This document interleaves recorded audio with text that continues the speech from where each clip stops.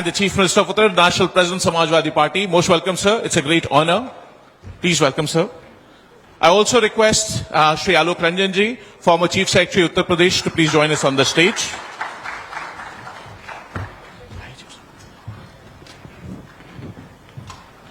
And now I'd like to request Shri Rajiv Rai Sahab to please come and welcome the Honorable National President on the dais.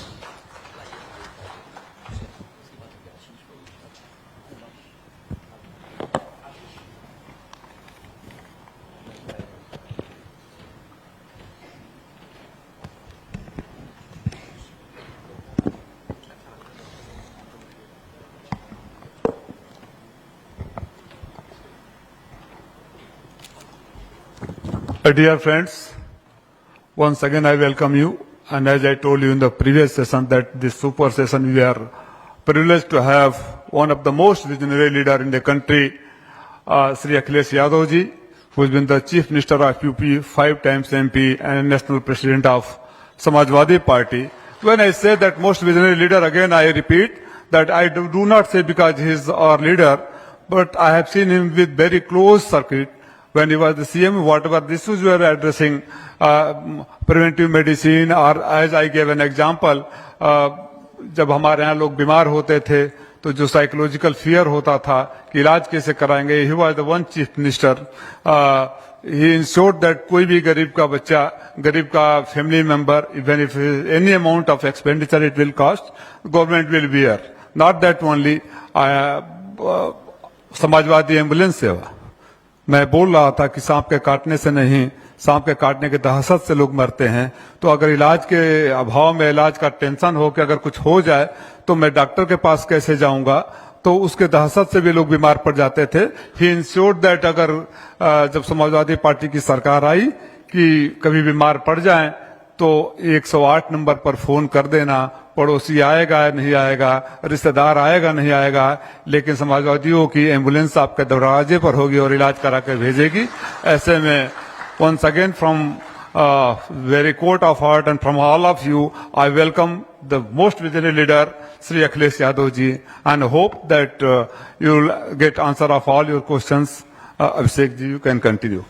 Can I also request Dr. Rajiv Rai ji to please welcome him with a bouquet? Please.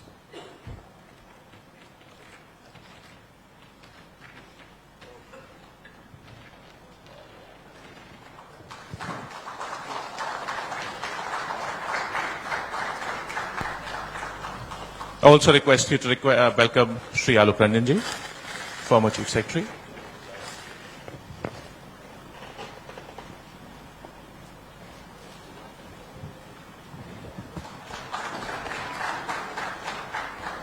Thank you, Rajiv Rai Sahab. With your permission, we can start. So, thank you so much. मैं अपनी बात शुरू करता हूं sir. आपने वक्त दिया इसके लिए बहुत धन्यवाद. आज के सेशन में हम लोग हेल्थ की बात करते हैं, लेकिन आज का सेशन का टॉपिक होलिस्टिक हेल्थ है. तो होलिस्टिक हेल्थ क्यों चुना आपने? होलिस्टिक का जो शब्द ऐड हुआ आज समिट में, आपके उस पे हमेशा आप इस बारे में बात भी करते हैं. एज ए चीफ मिनिस्टर भी आपने हमेशा कहा प्रिवेंशन गरीब आदमी के लिए जरूरी है. Why holistic health? सबसे पहले तो मैं आप सबका बहुत बहुत धन्यवाद देना चाहता हूं, क्योंकि आपके आने से और आपके विचारों से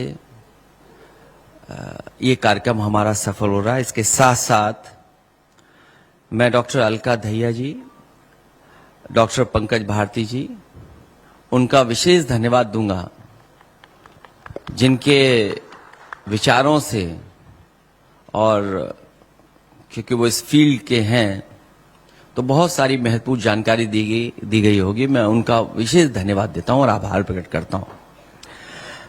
जैसा कि आपने कहा सर कि होलिस्टिक हेल्थ, ये होलिस्टिक हेल्थ का टॉपिक हम लोगों ने क्यों चुना? इधर हम लोग देख रहे हैं लोग केवल बीमारी और इलाज के साथ साथ मनोभाव, वेलनेस की बात कर रहे हैं. इसलिए ये जरूरी बनता है किसी सरकार के लिए और एक पॉलिटिकल पार्टी के लोगों के लिए कि इस विषय पर होलिस्टिक अप्रोच क्या हो उस दिशा में, और हेल्दी लाइफस्टाइल क्या हो। हेल्दी लाइफस्टाइल होने से हमें कितना स्वास्थ्य को लाभ पहुंचेगा उस दिशा में हम लोग, इसलिए होलिस्टिक हेल्थ का, क्योंकि जहां होलिस्टिक हेल्थ की जब हम बात करें तो होलिस्टिक हेल्थ में आपकी फिजिकल हेल्थ है, फिजिकल हेल्थ में आपकी फिटनेस है, आपका हेल्दी हाइजीन फूड हैबिट्स हैं, जी, भोजन क्या कर रहे हैं, क्या आप भोजन क्या कर रहे हैं, कितना खा रहे हैं आप, साउंड मेंटल हेल्थ, अच्छा, आपका पॉजिटिव सोशल सपोर्ट कितना है, आपका कंडीसिव वर्क लाइफ बैलेंस कितना है। क्योंकि ऐसा तो नहीं है कि हम काम के बोझ की वजह से बहुत सी चीजों को इग्नोर कर रहे हों, और हैप्पी वर्किंग कंडीशंस कैसी हों, और घरों का शांतिपूर्ण माहौल कैसा हो। अगर शांतिपूर्ण माहौल है तो हम, और हमारा स्वास्थ्य बेहतर हो सकता है, हेल्दी लाइफस्टाइल हो सकती है। इसलिए होलिस्टिक हेल्थ का फोकस किया हम लोगों ने, जी, जिससे सबका जीवन सही मायनों में हेल्दी बन सके राइट सर, और उसको हेल्दी बनाया जाए। जी, ये समय समय पे हमने देखा है हमारी हेल्थ सर्विसेज फेल हो जाती हैं। जी, ये जब हेल्थ सर्विसेज फेल होती हैं तो आपकी मेडिकल सर्विसेज शुरू हो जाती हैं। जी, जागरूक जनता ये समझे कि हेल्थ प्रिवेंटिव कॉन्सेप्ट है ट्रीटमेंट नहीं, और मेडिकल क्यूरेटिव कॉन्सेप्ट है। वेरी इंटरेस्टिंग, तो इसलिए होलिस्टिक हेल्थ पर अगर हम फोकस करेंगे सर, तो लोग बीमार कम पड़ेंगे, और जब बीमार कम पड़ेंगे तो हमारा देश और खुशहाली और तरक्की के रास्ते पर जाएगा। इसलिए पॉजिटिविटी कंट्रीब्यूट करने के लिए और होलिस्टिक हेल्थ का ही टॉपिक हम लोगों ने चुना है। तो आपने बड़ी इंटरेस्टिंग बात कही कि आप प्रिवेंटिव वर्सेस क्यूरेटिव, कि ट्रीटमेंट को हेल्थ नहीं कहा जा सकता, उसको बचाव करके और माइंड बॉडी सोल के बैलेंस को बना करके। आपसे अगर मैं पूछूं कि सिंपल डेफिनेशन जो आम सब लोग समझें, दूर दूर तक आपको करोड़ों लोग उत्तर प्रदेश में, पूरे देश में देख रहे होंगे आज, वो क्या भाषा है, क्या शब्द हैं आपकी, डेफिनेशन क्या है होलिस्टिक हेल्थ की? होलिस्टिक हेल्थ को अगर हम बहुत सामान्य शब्दों में समझें तो तन मन और वातावरण, तन मन वातावरण, तन मन वातावरण अगर हमारा अच्छा है, तीनों फिट होने चाहिए, तीनों फिट हैं, तो हमारा हेल्थी स्टेटस, हेल्थ बैलेंस जी, और होलिस्टिक हेल्थ अच्छी होगी, और वही हमारे वेलनेस और टोटल वेलबींग का कॉन्सेप्ट होना चाहिए। वातावरण से क्या क्या आपका मतलब? वातावरण में तो बहुत कुछ आएगा, आप किन किन चीजों को जोड़ें वातावरण में? क्योंकि अगर हम जिस माहौल में, जिस वातावरण में रहते हैं, हम उन वातावरण को जोड़ें। मान लीजिए हम ऑफिस जाते हैं तो हमारा ऑफिस का वातावरण कैसा है, जी, हम क्योंकि घर में रहते हैं तो वातावरण में घर, ऑफिस, परिवार, हमारा दुकान, फरार, फैक्ट्री के जो लोग काम करते हैं, फैक्ट्री है, ऑफिस है। सब, आप कई बार आप जहां रहते हैं उसके अड़ोस पड़ोस के लोग कैसे हैं, या माहौल कैसा है, आपका फ्रेंड सर्कल कैसा है, आप किस व्हाट्सएप ग्रुप से जुड़े हुए हैं। क्योंकि जो आधुनिक समय है, और बहुत अच्छी बात कर रहे हैं, कौन सा क्योंकि WhatsApp ग्रुप है? आजकल समय जो आधुनिक समय है उसमें बहुत सी ऐसी निगेटिविटी आती है, तो कई बार हमें यह भी ध्यान रखना है कि जब हम सुबह उठें और किस व्हाट्सएप से जुड़े हुए हम लोग हैं, वो भी बड़ा असर डालता है आप पर। आपका सोशल, पॉलिटिकल, साइकोलॉजिकल एटमॉस्फेयर क्या है, जी, साथ ही साथ नेचर और वेदर, क्लाइमेट जो है वो भी असर डालता है। अब मान लीजिए पॉल्यूशन है, दिल्ली जैसी जगह है जहां पर देखिए AQI क्या है, और उस वातावरण में आप कितना हेल्दी रह सकेंगे। अभी कुछ दिन पहले हम लोगों ने खबरें पढ़ी, और इंदौर का जो मसला आया, जिस इंदौर को हम लोगों ने न जाने कितनी बार ये देखा होगा कि उसको प्राइज मिलता था। जी, वो शहर वो है जिसको अवार्ड मिलता था, जी, और उसी अवार्ड पाने वाली सिटी में सोचिए पीने के पानी की स्थिति क्या है। तो जो पॉल्यूशन है, और तरह तरह के पॉल्यूशन है, एयर पॉल्यूशन है, आपका सॉइल पॉल्यूशन है, साउंड पॉल्यूशन है, वाटर पॉल्यूशन है, तो इन सब चीजों का भी ध्यान रखना होगा। और ये सभी जितने भी फैक्टर्स हैं, ये सब हमारी हेल्थ पे असर डालते हैं। तो आपने पोल्यूशन की बात की कि सही बात है, अगर हवा और पानी ही खराब होगा तो हम कितना उसमें स्वास्थ्य में अपना ठीक रख पाएंगे। बट आपने एक बड़ी इंटरेस्टिंग बात कही, व्हाट्सएप ग्रुप का माहौल कैसा है, कि सुबह उठ करके आदमी क्या पढ़ रहा है क्या, तो उन सब चीजों का भी हमको ध्यान रखना पड़ेगा, तो तभी होलिस्टिक हेल्थ हो पाएगी। सर, आपके हिसाब से अगर हम होलिस्टिक हेल्थ को और गहराई में समझना चाहें, मल्टीपल वेरिएट्स, आपने यहाँ हेल्थ की बात की, पोल्यूशन की बात की, पानी की बात की, मेंटल की बात की, ऑफिस की, अस्पताल, सब चीजों की आपने बात की, इनको अगर डिटेल में समझना चाहें तो वो क्या है होलिस्टिक हेल्थ? मैं समझता हूं हमारे जो एक्सपर्ट्स हैं उन्होंने काफी कुछ बताया होगा, लेकिन उसके साथ साथ जो हम लोग समझ सकते हैं, तो कई इंटरकनेक्टेड चीजें हैं, या यूं हम कहें कि इंटरकनेक्टेड पिलर्स हैं। मान लीजिए फिजिकल, जी, जिसमें आप को कितना सोना है। कई बार डॉक्टर्स ये कहते हैं कि अगर आप सही सो रहे हैं, आपको अच्छी स्लीप मिल रही है, तो आप वैसे ही स्वस्थ हो जाएंगे। और मुझे याद है एक बहुत जानकार और एक्सपर्ट वो राय दे रहे थे मुझे, और उन्होंने एक सुझाव दिया कि देखिए, आप एक गाड़ी खरीदते हैं, नई गाड़ी खरीदते हैं, अच्छी गाड़ी खरीदते हैं, उस गाड़ी का चलने का पूरा डिपेंड करता है कि ड्राइवर कैसी देखभाल करता है। राइट। उस गाड़ी की बॉडी का ख्याल ड्राइवर कितना रखता है। लेकिन ये शरीर, ये जो बॉडी है, ये आपकी है, और इस बॉडी के ड्राइवर भी आप ही हैं। तो जैसा आप ड्राइव करेंगे, जैसा आप इस बॉडी को चलाएंगे, उतना ही स्वस्थ रहेंगे। तो फिजिकल, आप कितने घंटे सो रहे हैं, हालांकि लोग कहते हैं, डॉक्टर्स तो बहुत ज्यादा घंटे बताते हैं सोने का। हाँ, मुझे नहीं पता कि कितने घंटे बताए होंगे आपने सोने का। अभी डॉक्टर पंकज भारती ने भी इस बारे में काफी डिटेल में बात रखी थी सर। जी। लेकिन कुछ वेलनेस सेंटर्स ऐसे हैं जो आपका खाना ऐसा देते हैं कि आप कई घंटों सोइए। आप इमोशनल हेल्थ एस्पेक्ट है ये, आप इमोशनल हेल्थ है आपकी। जी। आप किस तरीके से कुछ चीजों को फेस कर सकते हैं, आपकी मेंटल हेल्थ है, आप सोशल सपोर्ट सिस्टम कैसा है आपका, जी, स्पिरिचुअल उस Health एस्पेक्ट को कितना आप समझते हैं, कितना गहराई से उसको लेते हैं आप। एक इन्वायरमेंटल फैक्टर है आपका, जी, जो मैंने पहले कहा, और वही क्लीन एयर और Yeah. Clean water. क्योंकि जितना इन्वायरमेंट साफ सुथरा होगा, उतना हमारे हेल्दी हम लोग रहेंगे। फिर ऑक्यूपेशनल फाइनेंशियल इशू है, एक एस्पेक्ट वो भी है कि अगर आप सर्वाइवल मोड में ही हमेशा हैं, हाँ, तो आप कितना हेल्दी रह पाएंगे। अगर आप हमेशा सर्वाइवल मोड में रहते हैं, तो वो आप कितना अपने आप को हेल्दी रख पाएंगे। ठीक बात। अगर सर्वाइवल यही चिंता है कि खाना कहां से आएगा, तो नींद कैसे आएगी, तो नींद आएगी ही नहीं सर।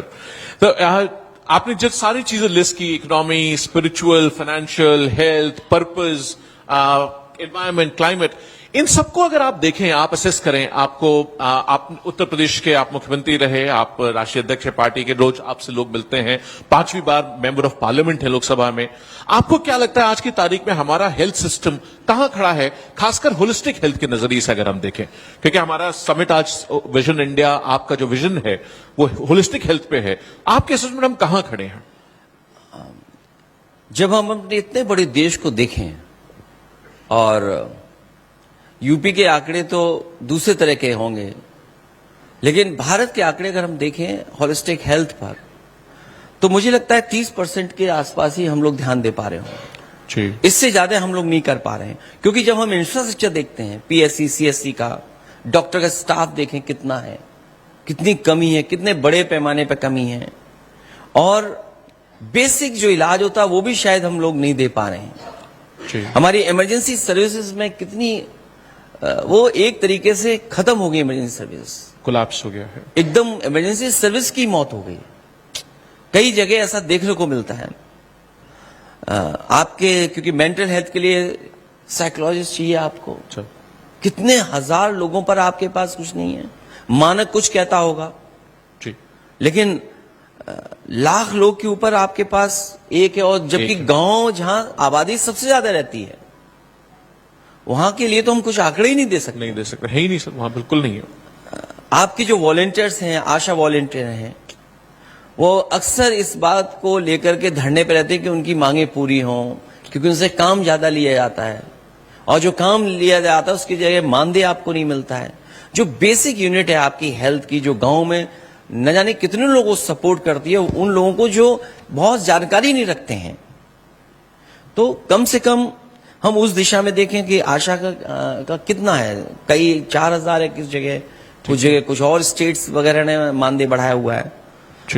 आपका जो इन्वायरमेंटल फैक्टर है, जो आपका सरकार जहां ध्यान देना चाहिए सरकार को, नदियां साफ सुथरी हों, आपका जो इंडस्ट्रियल वेस्ट है वो आपका जमीन में जा रहा है, कई बार वो पानी जो है वो आपके खेतों में जा रहा है।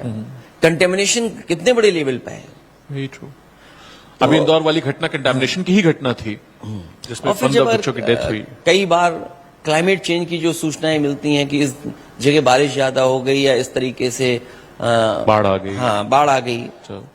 तो क्लाउड बर्स्ट की घटनाएं बढ़ी हैं। बहुत सारे ऐसे एनवायरमेंटल इश्यूज हैं, उसको हेल्थ डिपार्टमेंट ये कहता है ये हमारा डिपार्टमेंट ही नहीं है, क्योंकि हेल्थ से जुड़ी हुई चीजें हैं। लेकिन अगर हेल्थ डिपार्टमेंट से ये कहा जाए कि ये एस्पेक्ट आपको देखने, तो कहते हैं ये हमारा पार्ट ही नहीं है। अच्छा, आपने जी अब लेकिन और एक जो आजकल बहुत प्रिय है, स्पिरिचुअलिटी, हाँ। और स्पिरिचुअलिटी है, मीनिंगफुल लिविंग है, उस पर बहुत सारे हम लोग देखते हैं, ब्रॉडकास्ट देख रहे हैं, कई जगह देखते हैं। लोग योग पे बड़े बड़े भाषण दे रहे हैं, लेकिन स्कूल कॉलेज में कोई हमारे पास सिस्टम नहीं है जहां से हम लोग बच्चों को ग्रो करा सकें और उसके बाद जानकारी दे सकें। तो जो मैं मोटा मोटा ये कहूंगा कि सरकार का योगदान सेटिस्फैक्टरी नहीं है, और जो इंफ्रास्ट्रक्चर होना चाहिए वो एडुकेटेड इंफ्रास्ट्रक्चर नहीं है। तो आपने तो फिर भी 30% का कहा कि सहमत है। अभी इससे पिछले सेशन में एक सवाल आया था जिसमें उनका कहना था 90 से 95% गलती सरकार की है और वो कोई चीज ठीक नहीं करती, जिससे पूरा हम सब बीमार पड़ते जाते हैं और उसका अब सरकार जिम्मेदारी उठाने को तैयार नहीं। आपने दो बातें कही अभी सर की, एक तो इमरजेंसी सर्विसेज ही इमरजेंसी में आ गई हैं, और दूसरा आपने कहा कि एक बड़ा महत्वपूर्ण मुद्दा आपने उठाया पॉलिसी के पर्सपेक्टिव से कि हेल्थ डिपार्टमेंट ये सोचता ही नहीं, समझता ही नहीं कि ये हमारा काम है। आपको क्या लगता है इसमें क्या होना चाहिए, कैसे इसको सोचना कैसे चाहिए, कैसे विजुलाइज करना चाहिए, अगर आपकी नजर में इसका क्या इंप्लीमेंटेशन है? ये मेडिकल चैलेंज तो है ही है हमारे लिए, साथ ही साथ सोशल चैलेंज भी है, और अवेयरनेस हो लोगों के अंदर जी।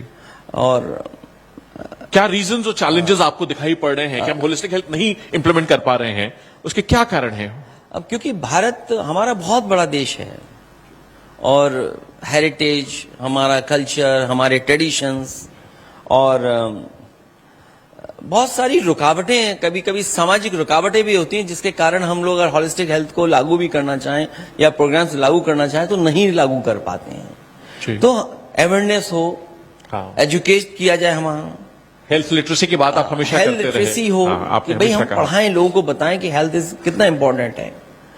और लोग तो ये समझते हैं कि हम तो स्वस्थ हैं और जब बीमार होंगे तब डॉक्टर के पास जाएंगे, या हम चेकअप तब कराएंगे जब हमें कुछ लगेगा। तो ये जो प्रोएक्टिव वेलनेस के प्रति हमें जो अप्रोच होनी चाहिए, वो शायद नहीं है। वो तभी संभव है जब हम अवेयर हों, हम एजुकेट करें समय समय पर। और सिंपल सी चीजें हैं, मान लीजिए अगर हम समझाना चाहें कि हाथ साफ कर करके आपको खाना खाना है, हाथ धो करके आपको खाना खाना है, तो ये बहुत बेसिक चीज है, बेसिक चीज है जी। लेकिन लोगों को इससे बहुत बड़ा फर्क पड़ सकता है, और इससे बहुत फर्क पड़ता है। कई बार अगर आप साबुन से हाथ धो लें तो ज्यादा फर्क पड़ेगा जी। आप हमेशा कहते थे हेल्थ जो एक मैराथन है, एक दिन की लड़ाई नहीं है, रोज का है, उसमें मैराथन की तरह तैयारी करनी चाहिए। उससे आपका क्या आता है, आप किन मुद्दों पर एम्फेसाइज करना चाहेंगे उस मैराथन में जो हमारे संस्कारों से निकलते हैं, आपकी सोच से है? अब जो सच्चाई तो है कि हमारा एक्सेस टू रिसोर्सेज हो जी। और बहुत अमीर और गरीब में या शहर में और गांव में बहुत बड़ा फासला है, अंतर है जी, बहुत अंतर है। जो इंफ्रास्ट्रक्चर होना चाहिए वो नहीं है हमारे पास। तो अगर इंफ्रास्ट्रक्चर हो तो शायद हम उन तमाम चैलेंजेस को दूर कर सकेंगे। एक जो गैप है हमारे बीच में, शायद अगर हम डिजिटल मेडिकल इंफ्रास्ट्रक्चर दें, क्रिएट करें जी। क्रिएट करें, क्योंकि आज के जमाने में डिजिटली सब जागरूक हो गए हैं, अगर वो इंफ्रास्ट्रक्चर क्रिएट करें तो वो शायद हम गैप पूरा वो कर भर सकते हैं। जी। और एक हमें अपने अंदर ये भाव लाना पड़ेगा और ये संकल्प लेना पड़ेगा कि एक दायरे के अंदर, जैसे हम कहते हैं आहार विहार आचार विचार, जी। अगर अब इस फ्रेमवर्क के अंदर एवी आप हमेशा अगर अब इस फ्रेमवर्क फ्रेम की के बात अंदर करते हम हैं। लोग काम करें और ये बेसिक चीजें हैं जिसके प्रति लोगों को जागरूक करें, तो शायद हम होलिस्टिक हेल्थ के लिए उस अप्रोच कर सकते हैं। राइट। इसके अलावा जैसे आपने भी जो बात कही एवी फ्रेमवर्क की, आप हमेशा कहते हैं आहार विहार आचार और विचार, इसके जो सोसाइटी साइकोलॉजिकल और सोशल इम्प्लीकेशंस हैं, उसमें आपको क्या लगता है क्या महत्वपूर्ण है, उनको कैसे मैनेज करना चाहिए? क्योंकि महत्वपूर्ण वो है ब्रोकननेस, मेंटल हेल्थ की भी आप बात कह रहे थे, उसमें महत्वपूर्ण मुद्दे हैं सर, तो उसमें आपको क्या लगता है? मुझे लगता है कि अगर हम जागरूक करें और मेंटल हेल्थ जो छिपी हुई रहती है, जानकारी नहीं होती, लोग बात नहीं करना चाहते, हाँ, लोग शर्माते हैं, संकोच करते हैं, अप्रोच नहीं करना चाहते हैं, और कभी कभी हम आइसोलेशन में रहते हैं। एक आइसोलेशनिज्म, हाँ, आइसोलेशनिज्म है जो सोलोनिज्म की बात करते हैं वो डॉक्टर्स। महसूस नहीं होता, लेकिन आइसोलेशन में हम चले जाते हैं। तो उसके लिए हमें अगर सोशल सपोर्ट मिले तो शायद हम उन चीजों को दूर कर सकते हैं। अवेयरनेस हो तो हम दूर कर सकते हैं, एजुकेट करें तो दूर कर सकते हैं। तो अभी पिछले सेशन में सर इस बारे में भी चर्चा हुई, तो फैमिली के रोल पे बहुत चर्चा हमारे होलिस्टिक प्रैक्टिशनर्स ने की कि फैमिली का बहुत इंपॉर्टेंट रोल है। सोशल इंस्टीट्यूशंस जो पुराने बंधन थे, रिश्ते थे, परिवारों के संस्कार थे, उसमें आपको क्या लगता है कैसे उनको हम बचा सकते हैं? जब परिवार के बीच में रहते हैं तो खुशी दूसरी मिलती है, बॉन्डिंग होती है। जी। तो होलिस्टिक हेल्थ का एक एस्पेक्ट ये कि हम परिवार के बीच रहें, अच्छे मित्रों के बीच रहें, विचार हमारे अच्छे हों, और जैसा मैंने कहा कि आचार विचार विचार और आहार व्यवहार फ्रेमवर्क आप जी। तो इसके अंदर अगर हम काम करते रहेंगे तो एक लॉन्ग टर्म होलिस्टिक हेल्थ के लिए और अपने बेटर हेल्थ के लिए काम कर सकते हैं। आपने भी मेंटल हेल्थ की बात कही, उसमें आपने कहा संकोच होता है, लोग जज करने लगते हैं। जैसे अगर किसी को कह दें कि भाई तुम्हें साइकियाट्रिस्ट के पास चले जाना चाहिए, तो आदमी को कहीं ना कहीं लगता है क्या मैं पागल हो गया हूं, क्या मैं, तो उसका जो जजमेंटलिज्म है समाज का, उसको कैसे कमेंट करना, वो क्या होना चाहिए सर, उसको कैसे ठीक करें? लोगों को क्या सोचना चाहिए उस बारे में, आप क्या सोचते हैं? कई बार सर्कमस्टांसेस होते हैं जिसकी वजह से उलझ जाता है इंसान। जी। तो मैं समझता हूं कि सामाजिक इन चीजों को तोड़ना पड़ेगा, और साइकोलॉजिकल अगर इस तरह की कोई चीज आ रही है तो हमें अप्रोच करने में घबराना नहीं चाहिए और डॉक्टर के पास जाना चाहिए, चैलेंज को और उस तरीके से स्वीकार करना चाहिए। खुले उसमें परिवार हमारा, मैं समझता हूं, मदद कर सकता है काफी। ठीक है। तो ये आपने बात की कि परिवारों को ख्याल रखना चाहिए उसका। एक सर, ये सारी चीजें बिना इंफ्रास्ट्रक्चर के, और क्योंकि आपका फील्ड है तो बिना पॉलिटिकल विल के पूरी नहीं हो सकती। ठीक बात है, क्योंकि अगर सिस्टम ही हमारा कोलैप्स है, और आपने कहा इमरजेंसी सर्विसेज ही इमरजेंसी में है, तो फिर हमें कहीं ना कहीं फाइनेंशियल सपोर्ट भी देना पड़ेगा। जी। और इकोनॉमिक एंड फाइनेंशियल सपोर्ट अगर नहीं होगा तो हम उसको इंप्रूव नहीं कर पाएंगे। जी। इंफ्रास्ट्रक्चर में हमें बेहतर करना पड़ेगा। मान लीजिए हम मॉडर्न मेडिसिन के साथ साथ आयुष पे भी करें काम।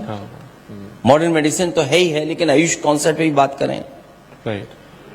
पॉलिसीज जो हैं वो हमारी एक्सपेंडिचर के साथ साथ एक्सपेंडिचर पे ज्यादा बिलीव ना करें, हम बोले कि हेल्थ पे इन्वेस्टमेंट कर रहे हैं। क्या बात है? हाँ। क्या बात है? That's a huge mind shift. Expenditure में कि हॉस्पिटल बना रहे हैं हम, हाँ। और इन्वेस्टमेंट जो है हमारा हेल्थ एजुकेशन पे हो, हेल्थ लिटरेसी, प्रिवेंटिव डायग्नोस्टिक पर हो, राइट राइट। तो हम बेटर कर सकेंगे। तो इनमें आपने अभी टच किया इस बात पे कि डॉक्टर्स नहीं हैं, साइकोलॉजिस्ट नहीं हैं, साइकियाट्रिस्ट नहीं हैं, तो जो सर्विस की सिक्योरिटी, आशा वर्कर्स की बात आपने कही, हम लोग रोज पढ़ते हैं, आंदोलन होते हैं, उनको सर्विस में सिक्योरिटी कैसे दे सकते हैं? अगर हम सर्विस सिक्योरिटी दे दें अगर उनको, वो क्योंकि वो बैकबोन है हमारी हेल्थ सिस्टम की, लोगों को जागरूक करने में, लोगों की हेल्थ को बेहतर करने के लिए डॉक्टर्स हैं, नर्सेज हैं, आपके आशा वर्कर्स हैं, कम्युनिटी वर्कर्स, हाँ कम्युनिटी वर्कर्स हैं, वो इकोनॉमिकली और सोशल सिक्योरिटी उन्हें चाहिए। वो जो हमारे समाज में बिल्कुल जमीन पे काम करते हैं, तो अगर हम उनको सम्मानजनक इकोनॉमिक और फाइनेंशियल सपोर्ट दें तो हमारा हेल्थ सिस्टम बेहतर हो सकता है।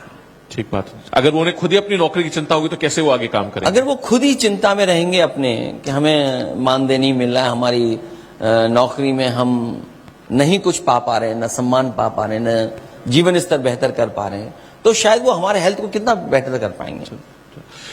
एक चीज अभी आपने परिवार की बात कही सर, उसमें बहुत बार देखा गया है कोई बीमार पड़ता है तो सच में वो अकेले बीमार नहीं पड़ता, उसके साथ उसका पूरा परिवार उलझ जाता है, जो कि एक बहुत बड़ा संकट है लोगों के लिए। न केवल ये बल्कि फाइनेंशियल अगर सपोर्ट नहीं होता, पूरा का पूरा घर परिवार टूट जाता है। और कभी कभी हमें जानकारी और जागरूकता न होने की वजह से हम ये भी स्वीकार कर लेते हैं कि हमारे कर्म बुरे रहे होंगे, हमारा कर्मा बुरा रहा होगा, फेटलिज्म।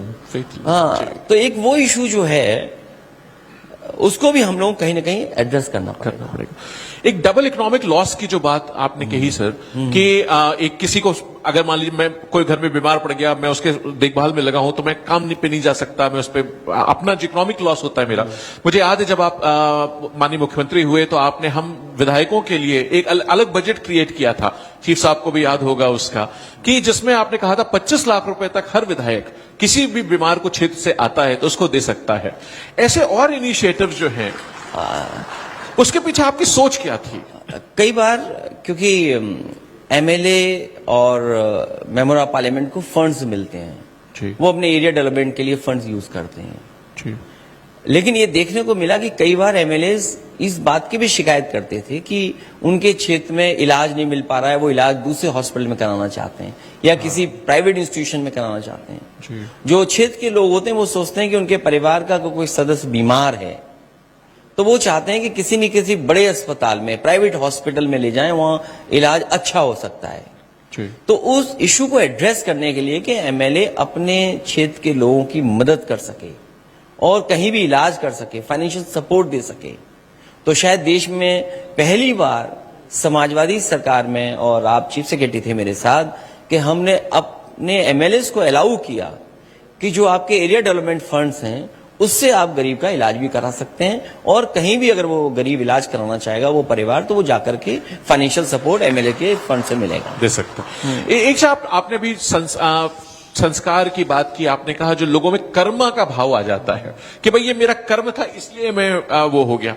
इसका सर क्या फ्लिप साइड भी सच है कि जैसे मान लीजिए अगर अनटेस्टेड ट्रेडिशंस की बात हम करें तो क्या वो भी सच है होलिस्टिक हेल्थ के लिए? क्या उसमें भी हम लोगों से गाइड कर सकते हैं, उसका इस्तेमाल किया जा सकता है उसको टच स्टोन बनाने के लिए?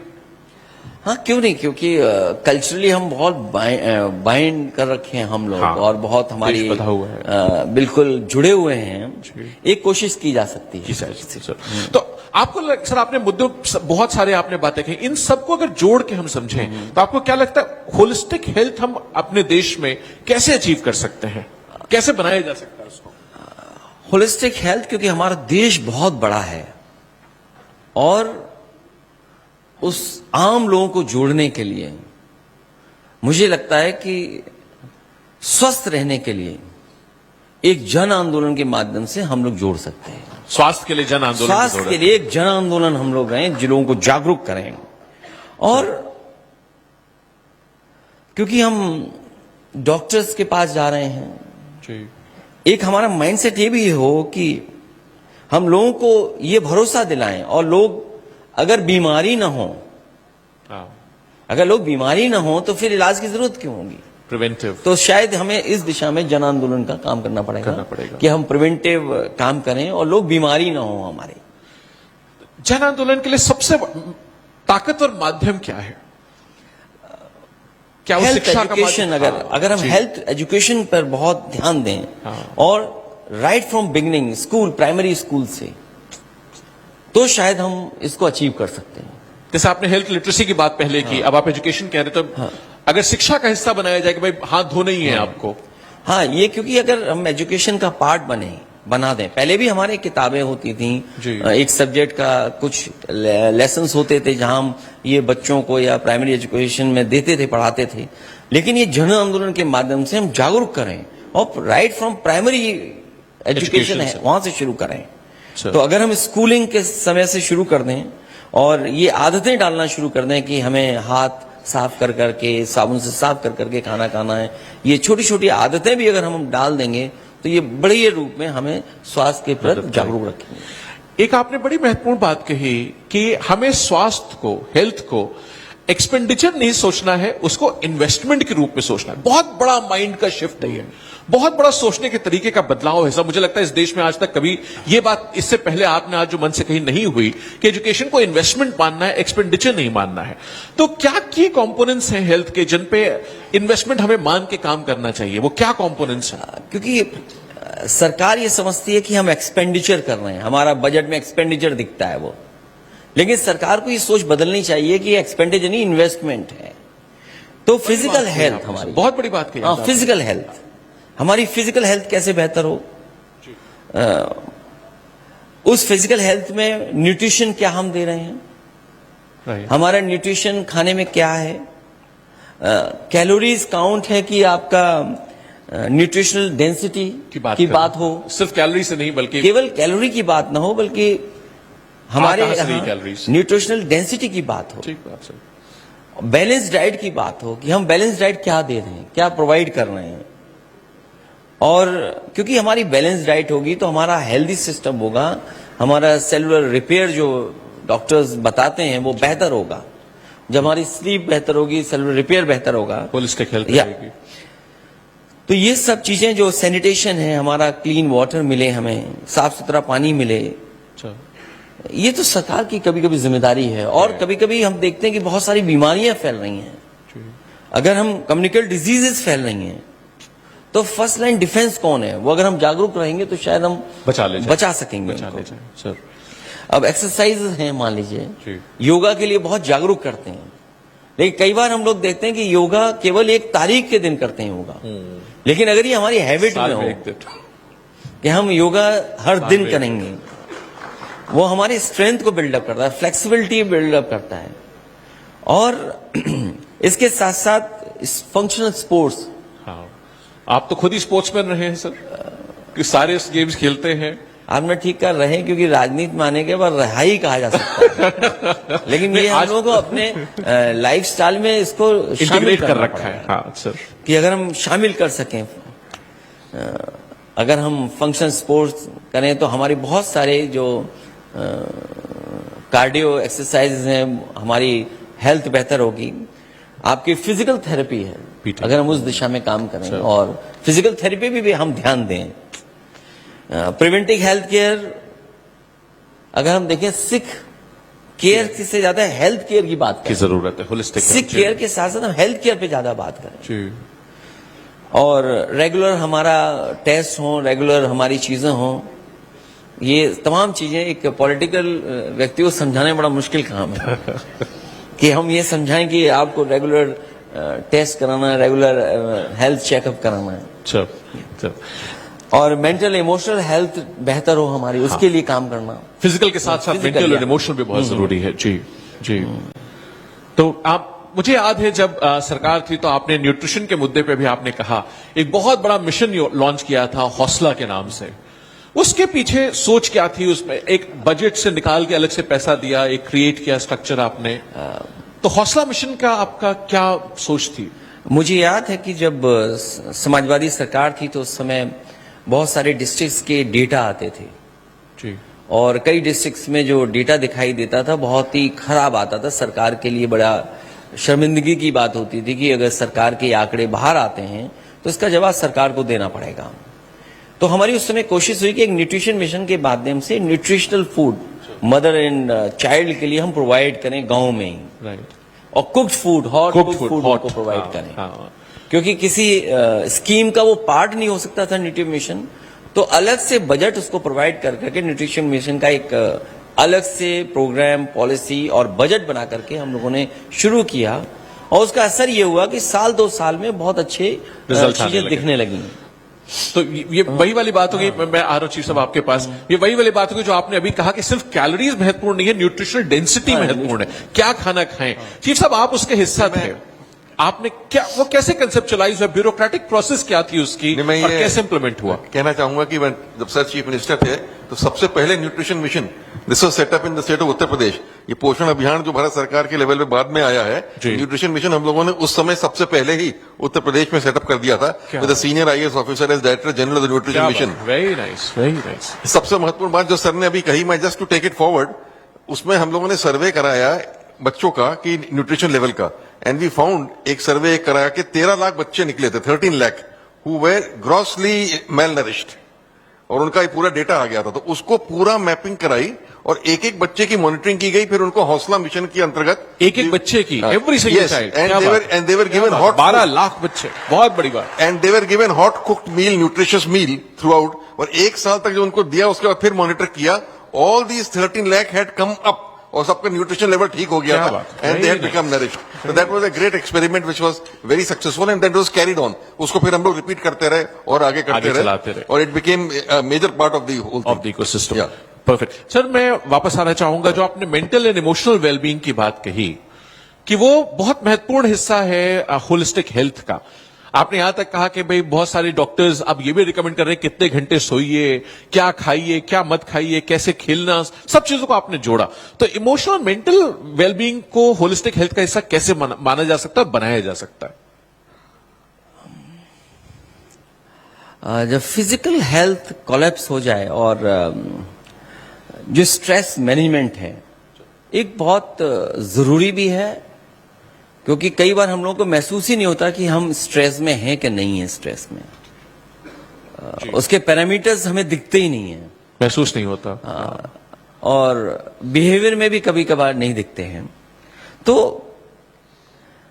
हमें कांस्टेंट अलर्ट रहना पड़ेगा इन चीजों को लेकर के। जी।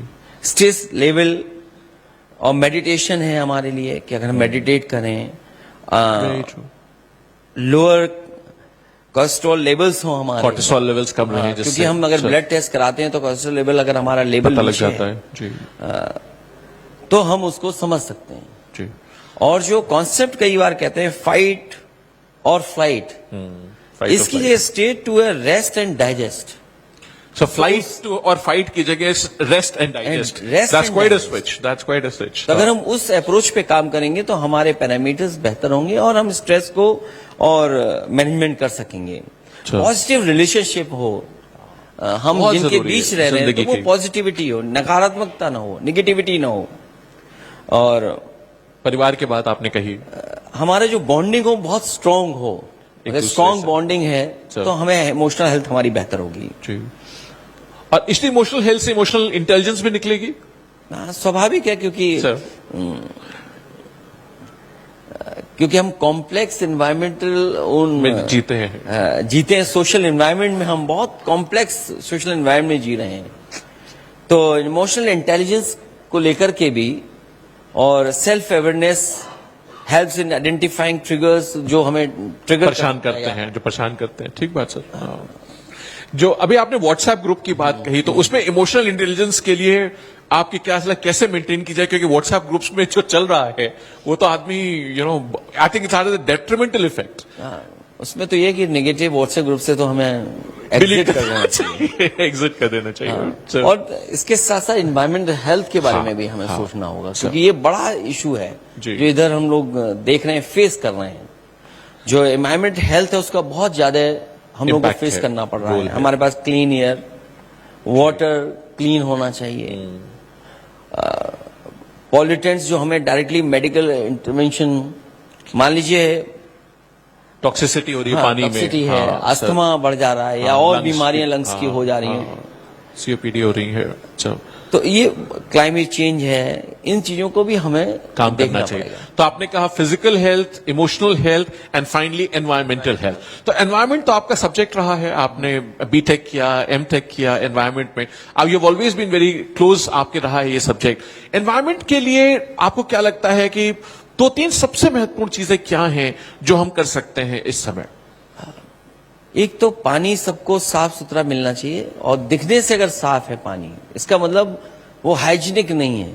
जी दिखने से तो साफ दिख सकता है, लेकिन वो हाइजीनिक नहीं हो सकता। मान लीजिए एक बोतल में हम पानी देख रहे हैं, जी वो बंद है, वो दिखने में तो साफ है, हाँ लेकिन हाइजीनिक है कि नहीं है, हेल्दी अच्छा। वाटर है कि नहीं है, नहीं है। पीने लायक है कि नहीं है। इंटरेस्टिंग। तो पीने का पानी बेहतर हो, हमारी एयर क्वालिटी बेहतर हो, हम जो खा रहे हैं खाना वो एडल्ट्रेशन ना हो, मिलावट ना हो। मिलावट के लिए कानून है, लेकिन मिलावट हर स्तर पे कई मायनों में हम देखते हैं।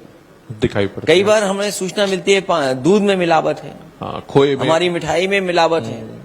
जिस समय त्योहार आ जाते हैं, शुरू होते हैं त्योहार, तो हम देखते हैं बहुत सारी मिठाई की दुकानों पे छापे इसलिए पड़ते हैं, और कई जगह जानकारी मिलती है कि मिलावट चल रही है। सोचिए, हम मिलावट का अगर खाना खाएंगे, जी हमारी जो सांस लेने वाली एयर क्वालिटी बेहतर नहीं है, पीने का पानी बेहतर नहीं है, तो इस सब का कितना असर हमारे स्वास्थ्य पे पड़ेगा, इस सब पर हम लोगों को ध्यान देना पड़ेगा। आपने पानी की बोतल की बात कही सर, अभी एक रिसर्च आई है जिसमें कि पानी की बोतलों में माइक्रो प्लास्टिक्स लीक करते रहते हैं लगातार। तो इसलिए आपने देखो बहुत सारे जगह, जैसे यहां भी मैं नोटिस कर रहा हूं तो शीशे की बोतल रखी हुई है। तो ऐसे जो दिखाई नहीं पड़ते और चैलेंज क्रिएट करते, उनके लिए लेजिस्लेशन में क्या हो सकता है? क्योंकि बहुत सारी लॉबीज इसमें काम करती है, लेकिन भविष्य यही है कि प्लास्टिक या इस तरह का जो कंटेमिनेशन करें, उससे हमें दूर होना पड़ेगा, रहना पड़ेगा। इन होलिस्टिक हेल्थ को हम ट्रीट कैसे कर सकते हैं ऐसे तरीके से कि वो होलिस्टिक हो? आज पहले सेशन में भी बहुत इस पे चर्चा हुई कि ट्रीटमेंट्स को होलिस्टिक कैसे बनाया जाए। मैं समझता हूं हमारे एक्सपर्ट्स ने बहुत सारी जानकारी दी होगी इसके बारे में कि हम ट्रीटमेंट कैसे करें। हमारी आयुष प्रैक्टिसेस हैं, हमारा आयुर्वेदा है, आपका योगा है, यूनानी है, आपकी सिद्धा है, होम्योपैथी है, और हम कहीं ना कहीं इंटीग्रेट करें इसको एलोपैथी से। तो इंटीग्रेटिव होना चाहिए। हाँ, तो अगर हम एक दूसरे की मदद करें और एक दूसरे के जोड़ करके काम करें, तो शायद हम बेहतर हेल्थ दे सकेंगे। ये आपने महत्वपूर्ण बात कही सर, क्योंकि बहुत बार ये देखा गया है कि लोग एक दूसरे की बुराई करते रहते हैं। आज फर्स्ट सेशन में भी बहुत अच्छा ही रही, क्योंकि होलिस्टिक हेल्थ का एजेंडा सबने एक दूसरे को कॉम्प्लीमेंट करने की बात कही रादर देन कॉन्ट्रडिक्ट करने की बात। तो इसको हम कैसे इंटीग्रेट करें, ट्रेडिशनल प्रैक्टिसेस को कैसे इंटीग्रेट करें? माली आयुर्वेदा है हमारे पास, योगा नेचुरोपैथी है जी, हम यूनानी होम्योपैथी है हमारे पास, हमारे ट्रेडिशनल प्रैक्टिसेस हैं हमारी जी। अगर हम कल्चर का पार्ट बना दें, और हमारे पास हर्बल रेमेडीज हैं, हमारे पास कल्चर रिचुअल्स हैं, हाँ। ये सब चीजों को अगर हम साथ लेकर के चलें, तो सच्चाई में हॉलिस्टिक एक इलाज हम दे सकते हैं, हॉलिस्टिक अप्रोच हो सकती है हमारी। दी जा सकते। आपने रिचुअल्स की बात कही सर, आजकल साइको न्यूरो इम्यूनोलॉजी की बात चल रही है कि किस तरह से साइकोलॉजी और न्यूरो को, इम्यूनोलॉजी को रिचुअल्स अफेक्ट करते हैं। तो रिचुअल्स का महत्व है, आपको ऐसा लगता है? नहीं, बिल्कुल रिचुअल्स का है। आपका म्यूजिक थेरेपी भी है, हाँ, जी, जी। आपके आर्ट एंड क्रिएटिविटी हॉबीज से भी आप है, बेटर ट्रीट कर सकते हैं। आप स्टोरी टेलिंग की लोग आजकल बात स्टोरी कर रहे हैं, टेलिंग है, narratives की। जहां पर आप उससे भी आप अपना हेल्थ बेहतर कर सकते हैं। बेहतर कर सकते हैं। अच्छा, तो ये इनको इम्प्लीमेंट करने के लिए किन एनेबलिंग फैक्टर्स की जरूरत पड़ेगी हमें? ये तो आपने कहा कि हमें ऐसा करना चाहिए, लेकिन एनेबलिंग फैक्टर्स क्या होंगे, ये होगा कैसे सर? ये सरकार और हम सबको मिलकर के ही करना पड़ेगा, और क्योंकि हम अगर हीलिंग का करना चाहें और सबको साथ लाना चाहें तो ये हमारी आपकी अप्रोच होगी तो हम संभव है। एजुकेशन लिटरेसी की आपने बात कही है अभी, और अगर उसको हम integrate कर एजुकेशन सकते के हैं। साथ साथ इसको अवेयरनेस के साथ साथ जोड़ेंगे Sir. और जैसा मैंने कहा कि जन आंदोलन में इन बातों को कहा जाए, जिस तरीके स्वास्थ्य को जन से आंदोलन। इन्वॉल्वमेंट हो Sir. तो हम कर सकते हैं, जोड़ के कर सकते हैं सबको। आपने जन आंदोलन में डिजिटल को किस तरह इस्तेमाल कर सकते हैं, क्योंकि भाई आपने आर्टिफिशियल इंटेलिजेंस पे अपनी बात रखी थी हैदराबाद में, उससे पहले स्टार्टअप्स की बात की आपने बैंगलोर में, एक विजन देने के जो प्लान करें, डेवलप करें, किस तरह असेंट करें हमारी सोसाइटी, हमारा देश, वो विजन इंडिया का आपका जो एजेंडा है सर, उसमें डिजिटल लिटरेसी कैसे जोड़ेंगे? डिजिटल इसलिए कि टेलीमेडिसिन है आजकल, क्योंकि गांव के लोग बहुत सारे अप्रोच नहीं कर सकते हैं, तो हमारी ये डिजिटली या हम टेलीमेडिसिन के माध्यम से उनको मदद पहुंचा सकते हैं। जो बहुत हमारे पिछड़े इलाके हैं वहां पर ये अगर हम टेलीमेडिसिन से काम करेंगे तो शायद हम उनको मदद कर पाएंगे। जी, अभी हमारी डॉक्टर एक्सपर्ट थी, वो भी रोबोटिक्स की बात कर रही थी सुबह कि भाई उससे कैसे हमारी एफिशिएंसी बढ़ जाती है, डॉक्टर अलका जी ने बात कही। इन सब के लिए सर इकोनॉमी बहुत महत्वपूर्ण मुद्दा है। इकोनॉमिक सिक्योरिटी कैसे इंश्योर करें, उसको हम कैसे इंटीग्रेट करें इकोनॉमिक सिक्योरिटी को इस पूरे मुद्दे में?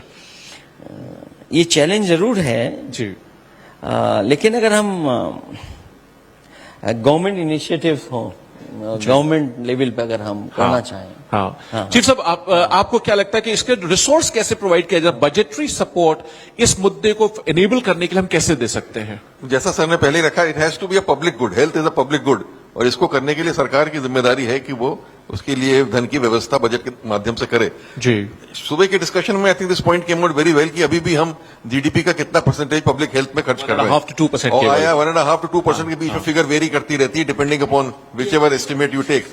लेकिन 2025 तक 2.5% करने की बात थी, और आशुतोष ने सुबह कहा कि 3 to 3.5% भी अब WHO वगैरह की रिकमेंडेशन है, it should be that much. तो एटलीस्ट 2.5 to 3% के रेंज में हमको पब्लिक हेल्थ में स्पेंड करना चाहिए। Right. और आज भी आउट ऑफ पॉकेट एक्सपेंडिचर हमारा जो है लोगों का हेल्थ पे, वो पहले 60% था, अब कहा जाता है कि 47-48% तक आ गया है, but that is still very high. It must come down much more, Much lesser. Otherwise poverty का और गरीबी का सबसे बड़ा कारण एक यही है कि लोगों का अधिक से ठीक अधिक है। खर्चा इस पर हो जाता जी। है। या एक दो पॉइंट खाली मैं ऐड करूंगा जो सर ने अपने उसमें Please. किया, जो पॉइंट रखा था, मैं just for the knowledge of you all, एक होता है माननीय मुख्यमंत्री जी का डिस्क्रिशनरी फंड होता है which he can spend on anything. तो आमतौर पे लोग इसको चाहते पॉलिटिकल चीजों पे या अदरवाइज चीजों पे खर्च करते हैं, but sir made it a point to spend it on treatment of chronically ill patient Diseases. और उनके लिए ये पैसा जो है वो दिया गया। यहां तक कि मुझे याद है कि एस्टिमेट बन के आता था पीजीआई से या मेडिकल कॉलेजेस से, and on that basis up to 5 lakh तक भी, यार उससे और जहां जरूरत हो और ज्यादा भी फुल कभी कभी तो 100% 100% पेमेंट किया गया। रिएम्बर्समेंट भी करके दिया गया कि जिससे उनके लाइफ सेविंग ऑपरेशंस हो जाएं या ट्रीटमेंट हो जाए। That was a very welcome initiative taken. और एक जो 108 एम्बुलेंस की बात आई सुबह, ये मैं बताना चाहूंगा उत्तर प्रदेश के लिए इट वाज अ रिवोल्यूशन। जो समाजवादी एम्बुलेंस सेवा आई, इतना बड़ा स्टेट है Uttar Pradesh, the population of 24 crore, वहां ये स्थिति आ गई थी which people could not believe it, that you just dial 108 and with in 10 to 15 minutes the ambulance will be at your door step. The ambulance would reach and take you to the nearest hospital for an immediate emergency care. ये right from cities like Lucknow and Eastern UP या बुंदेलखंड के remotest village तक में ये व्यवस्था जो है वो लागू हो गई थी। And there was 102 ambulance in addition for women, child birth के लिए, Child birth. जिससे बड़ा फायदा हुआ कि जो maternal mortality थी वो बहुत कम हुई। इन्फेंट mortality और सर ने जो डेवलपमेंट एजेंडा बनाया था स्टेट के लिए, उसमें हेल्थ को बहुत प्रायोरिटी दी थी। एंड आई रिकलेक्ट हम मॉनिटर करते थे chief secretary, infant mortality, maternal mortality, complete immunisation, these were some of the major indicators which were highlighted कि इसका ये टारगेट है कम करने का, and we had to take measures to bring that about and monitor it. ठीक बात। आपने इकोनॉमिक सिक्योरिटी बजट की बात की। मुझे याद आया कि जब आप रहे होंगे तो ये इशू आता था कि पैसा पूरा नहीं मिल रहा है, तो जो मेडिकल कॉलेज, पीजीआई या जो बड़ी इंस्टीट्यूशंस थी उनको 5-5 करोड़ रुपए बजट से दे दिया था, जिससे कि वो लोग अपने आप निर्णय ले सकें कि कोई गरीब है तो उसका इलाज वो डॉक्टर्स खुद डिसाइड करें, उनको सरकार के पास ना आना पड़े। तो उन इंस्टीट्यूशंस को, पीजीआई को और केजीएमयू प्रेस्टिजियस इंस्टीट्यूशन है उसको, तो बजट दिया गया। बचत सर, बहुत महत्वपूर्ण मुद्दा इससे जुड़ा जो आपने भी बात कही। मुझे याद है 2014-15 के बजट में आपने ऑलमोस्ट ईयर टू ईयर 34% बढ़ाया था budgetary allocation to health and family welfare, जो कि शायद आप तक का हमेशा चीफ साहब को याद होगा अच्छे से, सब लार्जेस्ट बजटरी एलोकेशन था। और उसका 15 से 16 आपने year of the mother and the child budget में अलग से डिक्लेयर किया था, जिससे आपने सपोर्ट दिया था। तो सोशल सिक्योरिटी और इंश्योरेंस बहुत महत्वपूर्ण मुद्दे इसमें निकल के आ रहे हैं सर, जो आपने अभी बात कही। उसको किस तरह ऑपरेशनलाइज करना चाहिए जिससे कि हमारी होलिस्टिक हेल्थ पे काम हो सके, और क्या सपोर्टिव सराउंडिंग्स क्या हो सकती हैं उसके लिए, बताइए सर। जी, मैंने पहले ही इसको बताया कि health has to be looked at in holistic manner. वो सोशल एस्पेक्ट को भी उसको देखना है, पॉवर्टी से भी वो रिलेटेड है, बैकवर्डनेस से भी रिलेटेड है, वो रिलेटेड है सेफ वाटर एंड हाइजीन से रिलेटेड है, एनवायरमेंटल फैक्टर से रिलेटेड है, end of course preventive care and treatment, दोनों चीजों। तो वो पूरा कॉन्सेप्ट सर लेके चले हुए थे उस जमाने में भी। इन सभी एस्पेक्ट्स पे हम लोग फोकस करें और इस पे बजटरी एलोकेशन भी करें और इस पे स्कीम्स और प्रोजेक्ट्स भी इवॉल्व करें। एंड सर का बड़ा फेवरेट एरिया हेल्थ रहा है, मैं ये बताना चाहूंगा। ऑलवेज हाईएस्ट प्रायोरिटी ही gave to this sector in his monitoring at the level as chief minister, and that is reflected कि आज उन्होंने इस टॉपिक को आज चुना है। जी। अच्छा सर, मैं ये पूछना चाहूंगा कि होलिस्टिक सोसाइटी, हेल्दी सोसाइटी कैसे बनाएगा ये एजेंडा जो है? क्योंकि ये जब हम होलिस्टिक हेल्थ की बात करें और अगर हम पूरी सोसाइटी को साथ लेकर के हेल्दी सोसाइटी की बात ना करें तो बात अधूरी रह जाती है। राइट। तो ये पूरा एक दूसरे को कॉम्प्लीमेंट करते साइकिल हैं। है। हाँ। तो उसको हम लोगों को पूरा बेटर कैसे करें उस दिशा में काम करना पड़ेगा। रिडक्शन ऑफ बर्डन हमारा कम हो सोसाइटी का, क्रॉनिक बर्डन, हाँ, जो हमें बीमारियों का एकदम कई बार बहुत ज्यादा भार पड़ जाता है।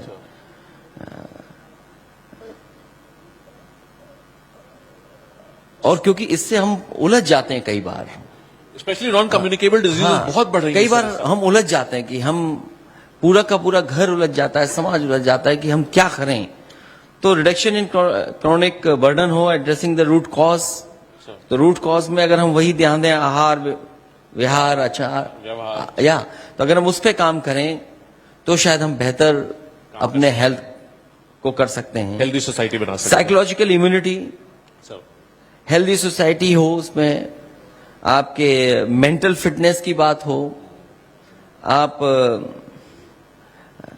लोग शर्माए नहीं डॉक्टर हाँ, तक जाने लोगों में। का बताने में हिचके नहीं, बात बताएं, डॉक्टर्स तक पहुंचें, तो शायद हम उन चीजों को एड्रेस कर सकते हैं। सर, इसी बारे में आज सुबह डॉक्टर साहब ने कहा महिलाएं अपनी बातें नहीं बताती, अपने कष्ट झेलती रहती हैं, तो वो भी बहुत जरूरी। उन्होंने कहा कि भाई जो आप बात कह रहे हैं कि सामने आए और अपनी बात कहें, रखें। तो क्वालिटी ऑफ लाइफ में सर इसका क्या इम्पैक्ट होगा और हम कैसे उसको फाइट करना चाहिए, या प्रोडक्टिविटी और क्रिएटिविटी के लिए समाज को क्या करना चाहिए इसमें? हमें अकेलापन दूर करना चाहिए, ब्रेकिंग द आइसोलेशन। कोई आइसोलेशन में हम लोग न रहें, हमें उसको सोसाइटी के रूप में सबको शामिल करके एक साथ चलने काम करना चाहिए, काम करना होगा। हाँ। और प्रोडक्टिविटी और क्रिएटिविटी के लिए भी सब जरूरी है स्वास्थ्य। हाँ। समाज के लिए वो भी बहुत महत्वपूर्ण मुद्दा है। उसके साथ साथ इन्वायरमेंटल हार्मोनी हो जी, हम नेचर के साथ रहे, हमारी जो जगह है वो बहुत ओपन स्पेसेस हों, हम वॉक कर सकें, इन्वायरमेंटल चीजें कंटेनमेंट ना हो, बायोफिलिया जैसे कह रहे हैं सर आजकल, फ्री माइंड हो हमारा, साइकोलॉजिकल रिकवरी भी है एक बहुत महत्वपूर्ण। हाँ, ये सब, और इससे इकोनॉमी पे सीधा फर्क पड़ता है। बिल्कुल सीधा सीधा हमारी इकोनॉमी पे फर्क पड़ता है इसका, ऑर्गेनाइजेशनल सक्सेस का। अच्छा, फिजिकल हेल्थ के अलावा आपको क्या लगता है सर, आज की तारीख में बिगेस्ट चैलेंजेस लोग क्या फेस कर रहे हैं होलिस्टिक हेल्थ के लिए? किन मुद्दों पे, जैसे आपने हेल्थ इकोनॉमी की बात की, वो चैलेंजेस हैं, मेंटल चैलेंजेस हैं, इन सबको सेंसिटिवाइज कैसे करें, लोगों को कैसे समझाया जाए कि भाई होलिस्टिक की तरफ जाओ? थेरेपी, जो बात काउंसलिंग, या काउंसलिंग हो, हाँ, हम लोगों को समझाएं, और जर्नी जो है सेल्फ डिस्कवरी, हम खुद एहसास करें कि हम बीमार हैं या हम बताना, हमें मदद की जरूरत है, संकोच न हम लोगों को जागरूक करें। हम जागरूक, वेरी इंपॉर्टेंट पॉइंट सर। आपका वेलनेस रिचुअल्स हो, जहां आप डेवलपमेंट टूल से हो, बिल्डिंग लाइफ स्किल्स हो, राइट, और जनरेशनल ब्रिज हम क्रिएट करें। कई बार बहुत बड़े गैप्स हो गए हैं, बहुत गैप हो जाता है, परिवार में होता है। हम एक दूसरे से बातचीत करें, कम्युनिकेट करें तरीके से, तो शायद हम उन चीजों को इम्प्रूव और बेहतर कर सकते हैं। राइट। आपने सरकारें देखी हैं, आप स्वयं चीफ मिनिस्टर रहे, पॉलिसी देख रहे हैं, ऐसे कौन से इंपॉर्टेंट इनिशिएटिव्स थे जो आपको याद आते हैं कि एज ए चीफ मिनिस्टर आपने लिए थे, जिसमें जैसे बड़ा अंतर पड़ा, फीडबैक लाखों लोगों से आप मिलते हैं? जैसा कि मैंने कहा कि गरीब के इलाज के लिए एमएलएस के फंड्स को यूज करने के लिए, जी, बहुत बड़ा फ्री बदलाव इलाज था करने वो। के लिए, मेडिकल जो कॉलेजेस थे, जो हॉस्पिटल्स थे, कोई गरीब अगर आए तो कार्ड के साथ ना आए, उससे कार्ड ना पूछा जाए। वो अगर गरीब आ गया हॉस्पिटल में तो इस इलाज उसका पूरा होना चाहिए, दवाई पूरी होनी चाहिए, उसका खाने पीने का सब इंतजाम पूरा होना चाहिए। तो वो अप्रोच हमारी थी जो मेडिकल कॉलेज या लोहिया इंस्टीट्यूट बनी, हाँ। और एक नेताजी के समय पर जो हमारे सफी में मेडिकल कॉलेज बना, वो जो स्टाफ था उसके लिए तो एम्स के एक्ट के बराबर सैलरीज और सब चीजें थी, जिसकी वजह से स्टाफ वगैरह हमें मिल गया और रहने लगा, आ गया गांव में। और हॉस्पिटल में आने के बाद उसकी चाहे वो जांच हो, चाहे उसका ट्रीटमेंट हो, ट्रीटमेंट के साथ साथ हॉस्पिटल में उसका रहना हो, सब कुछ फ्री था, गरीब को देना नहीं पड़ता था। अगर वो अप्रोच हो सरकार की, और जैसा पहले आपने भी कहा, हम लोग भी मानते हैं कि बजट एलोकेशन ज्यादा हो, बजट बढ़ाया जाए, तो ये संभव है। Holistic integrative approach for holistic. नहीं, इसके साथ साथ जैसे मैं सर ऐड करना चाहूंगा, खाली जो सर ने अपनी उसके रिजीम में state of the art cancer hospital Lucknow में सेटअप कराया था। That was with the idea कि कैंसर के ट्रीटमेंट के लिए लोगों को बाहर ना जाना पड़े, और यूपी के जो लोग जो है उनको लखनऊ में ही उससे, that was during that period पूरा हॉस्पिटल मॉडर्न इक्विपमेंट के साथ सेटअप हो गया था मुझे। अच्छा, दूसरा मुझे अभी तक याद है सर एक केस आपका कि जो डायलिसिस का इंट्रोडक्शन करा गया था। डायलिसिस में लोगों को बहुत परेशानी होती थी, देन डायलिसिस का मशीन हर जगह उपलब्ध कराई गई थी in each division and hospitals में, और dialysis was made absolutely free कर दिया, फ्री डायलिसिस वाज बहुत ऑफर्ड बड़ी बात थी to all the patients. This was done also at that time. तो ये सब कुछ इसमें इनिशिएटिव्स थे जो लिए गए थे to improve the health care for the people. और एम्बुलेंस के साथ जांचें फ्री हो गई थी। डायग्नोस्टिक्स फ्री हो कर दिए गए थे सर, सारे डायग्नोस्टिक्स फ्री कर दी गई थी, एम्बुलेंस जो जाती थी सारे जांचें फ्री थी। और जो नहीं भी था पीजीआई में सर, आपको याद होगा न्यूक्लियर मेडिसिन की चीज नहीं थे, जो साइक्लोट्रॉन होता है, जो रीजन्स बनते हैं, वो नहीं था, वो उस समय लगा। एमबीबीएस की सीट्स दुगनी करने का काम किया, नए मेडिकल कॉलेजेस पे काम किया, already institute of medical sciences के लिए एक बड़ा महत्वपूर्ण था trauma centres. More than 20 trauma centres way setup all over the Approved across the state, जहां लोग एक्सीडेंट हो जाने के बाद लोग जल्दी मेडिकल केयर न मिलने की वजह से लोगों की डेथ तक हो जाती थी। अब ट्रॉमा सेंटर्स नियरली हो गए तो तुरंत पहुंच के उनको इमीडिएट, कई लोगों की जाने बची उससे, इमीडिएट अटेंशन। मैंने उसका लाभ उठा के अपनी विधानसभा में एक अप्रूव कराया था, जो कि अब बन करके तैयार हो गया है। सर, मैं फाइनली आपसे पूछना चाहूंगा कि हेल्थ, सिस्टमिक हेल्थ रिफॉर्म्स क्या होने चाहिए जिससे होलिस्टिक हेल्थ हम अचीव कर सकें, उसमें आपका मैसेज क्या है, विजन क्या है, विजन इंडिया के तहत मैं पूछता हूं आपसे। हेल्थ सिस्टम रिफॉर्म्स की बहुत जरूरत है हमें, और जब हम होलिस्टिक हेल्थ की बात करें तो स्वास्थ्य सुधारों को हमें सामाजिक सुधार के रूप में जन आंदोलन बनाना होगा। जब हम जन आंदोलन बनाएंगे स्वास्थ्य के प्रति, तो हम और इसको बेहतर कर सकेंगे। बीमारी के इलाज से बड़ी बात यह कि लोग बीमार ही ना हो। अगर लोग बीमार होते हैं तो सीधा सीधा असर हमारी अर्थव्यवस्था भी पड़ता है, देश की और समाज की अर्थव्यवस्था भी पड़ता है। हमारी कोशिश होनी चाहिए कि लोग बीमारी ना हो। स्वास्थ्य को शिक्षा से जोड़ करके हेल्थ एजुकेशन को प्रिवेंटिव मेजर्स की तरह सबको समझना होगा। हमारा खाना पीना, अपनी और अपने आसपास की साफ सफाई के महत्व को समझना होगा। इससे बहुत सामान्य छोटी बात है कि हाथ धो करके खाना खाएं। छोटी आदत है जो अगर हम नियमित मेडिकल चेकअप कराएं। इसके साथ साथ सरकार को सभी बुनियादी जांचों को मुफ्त उपलब्ध कराना चाहिए, जैसा कभी समाजवादी सरकार में था कि जितनी भी जांचें होती थी सभी की सभी फ्री होती थी, किसी के लिए पैसा नहीं लगता था। सरकार इसके लिए किए गए खर्चों का एक्सपेंडिचर नहीं, जो मैंने पहले कहा, आपने पहले भी कहा, बहुत इसको एक्सपेंडिचर ना माना जाए, इसको इन्वेस्टमेंट माना जाए। क्योंकि स्वस्थ नागरिक अर्थव्यवस्था में हमारे ह्यूमन रिसोर्सेज होता है, और ना तो एक बीमार, कम से कम एक तीमारदार को भी मिले तो, मतलब अगर हम एक बीमार है उसके साथ एक दो लोग और उसके सहकार, तो हमारे बहुत सारे लोगों का उससे जुड़ करके अंततः हमारा ही नुकसान होगा। का नुकसान सर। तो अब फाइनल मैसेज कोई जो आप देना चाहें सर, जिससे कि हम लोग होलिस्टिक हेल्थ, होलिस्टिक उसमें विजन को अचीव कर सकें। बहुत सारे क्योंकि सुझाव मेरे से पहले भी दिए गए होंगे और मैं भी कुछ सुझाव, क्योंकि आने वाले समय में कभी हम लोगों को मौका मिलेगा तो हम किन चीजों पे विषयों काम पे करेंगे। बात हाँ, आप करें, क्या आपका विजन है? हेल्थ को फर्स्ट एंड फॉरमोस्ट प्रायोरिटी दी जाएगी जब कभी हम लोगों को मौका मिलेगा, और फंड एलोकेशन के लिए कभी किसी को शिकायत नहीं होगी। बड़ी बात। फंड एलोकेशन सफिशिएंट होगा और रियलिस्टिक करने का काम करेंगे। हेल्थ इंफ्रास्ट्रक्चर को जनरल इंफ्रास्ट्रक्चर के बराबर महत्व दिया जाएगा, दिया जाएगा सर। क्योंकि हेल्थ इंफ्रास्ट्रक्चर अगर हमारा बेहतर है, उसके साथ साथ अगर हमारा बजट की कमी है तो उसको भी बजट के माध्यम से पूरा करने का काम होगा।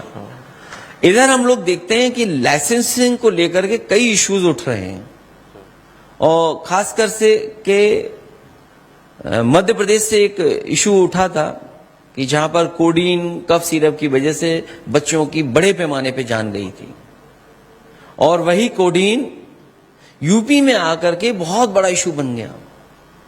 और जब उसकी परत खुली तो देखा कि बहुत सारे उसमें बड़े लोग और सरकार के लोग शामिल हैं, और न केवल वो अपने उत्तर प्रदेश में भारत के दूसरे हिस्सों में भेज रहे थे वो कोडीन सिरप, बल्कि देश के बाहर भी भेज रहे थे और मुनाफा कमा रहे थे।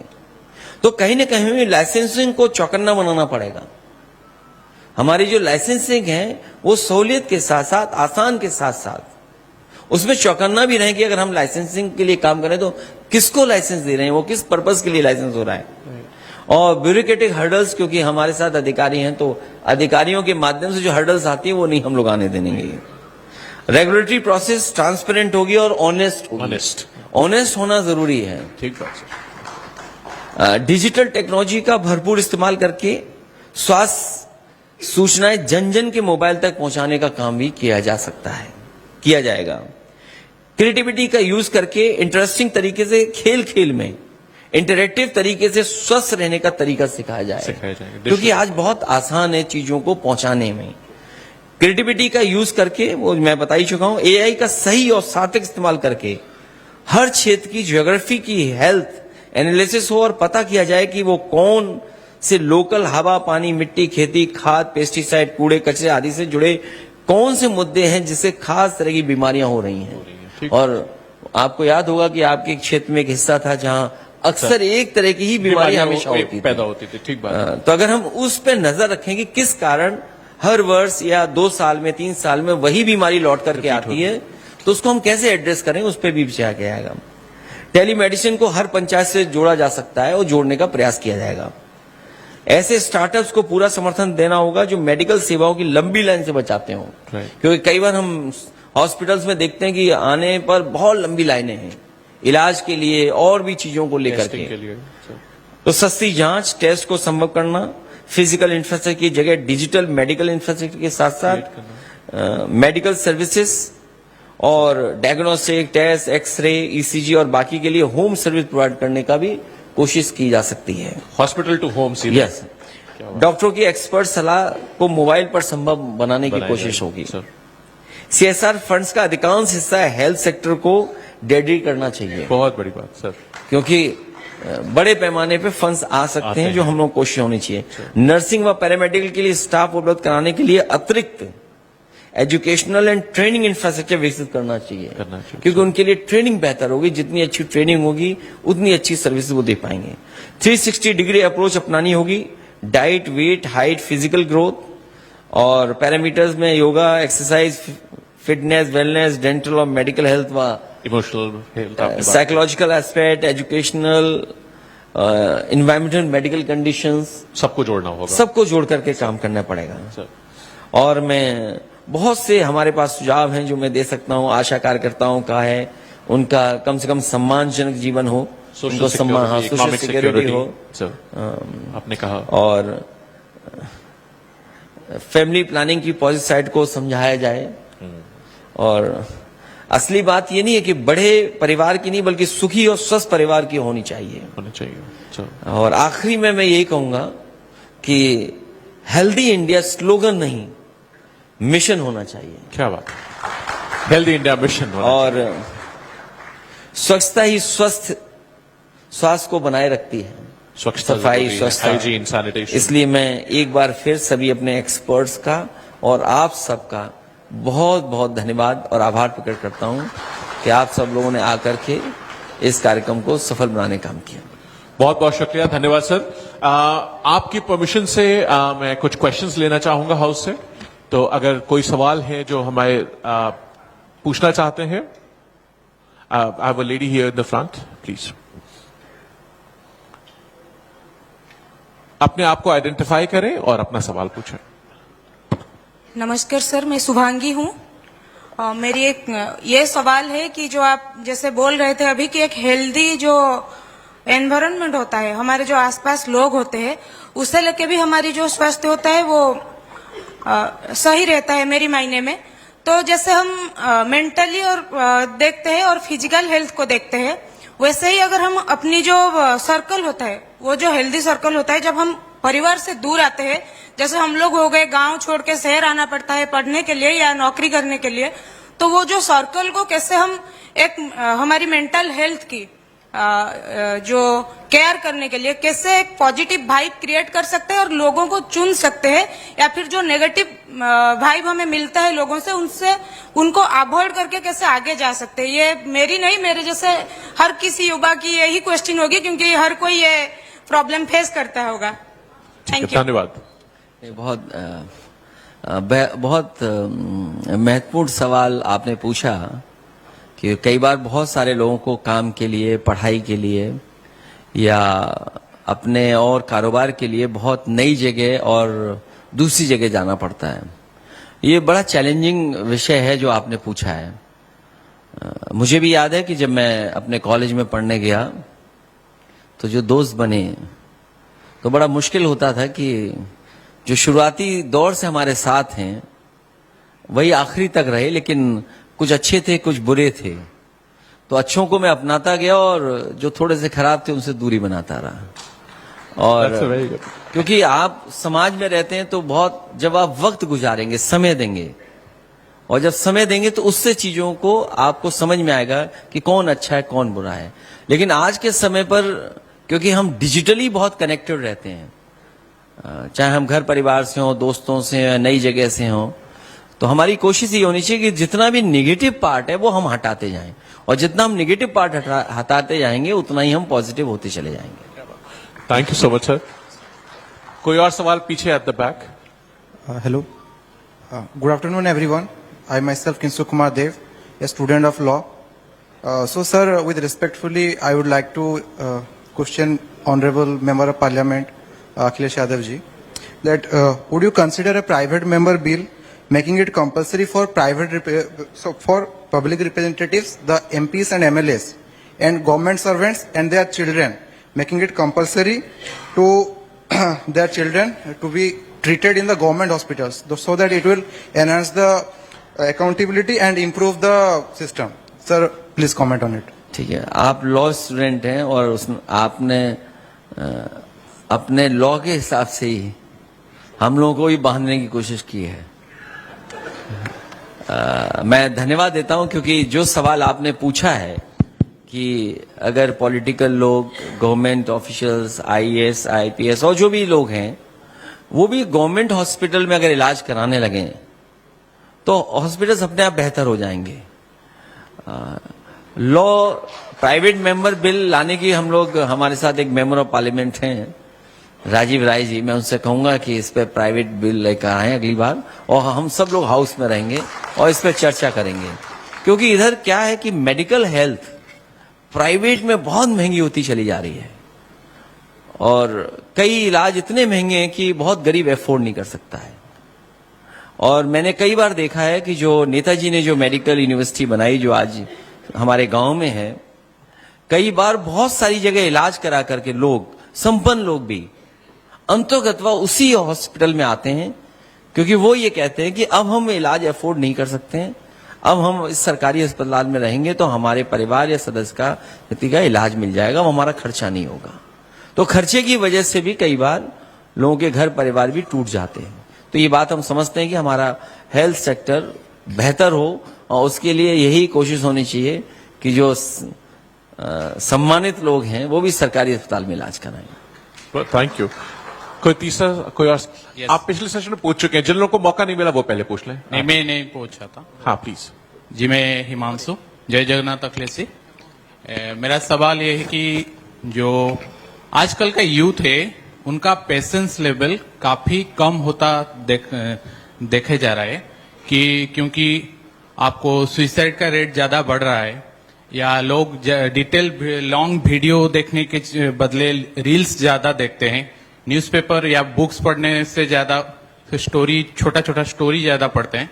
तो ये जो मेंटल हेल्थ का इशू है यंग जनरेशन के ऊपर, उनको फैमिली की तरफ से या एजुकेशन इंस्टीट्यूशन की तरफ से कैसे उनको एक प्रकार हमको सेंसिटाइज करना चाहिए, जानकारी देना चाहिए? क्या आपके हिसाब से आज ए यंग लीडर इंडिया के जैसे यंग जनरेशन है उनको क्या करना चाहिए, और आपका सुझाव क्या है कि जो लोग हमको मतलब जो ज्यादा पढ़ने से मतलब यूपीएससी या हमारा लेवल में उड़ीसा में जो है वो सब प्रिपरेशन के लिए पेशेंस चाहिए, पर वो लोग थोड़ा थोड़ा कम हो रहा है, आप उसको कैसे देखते हैं?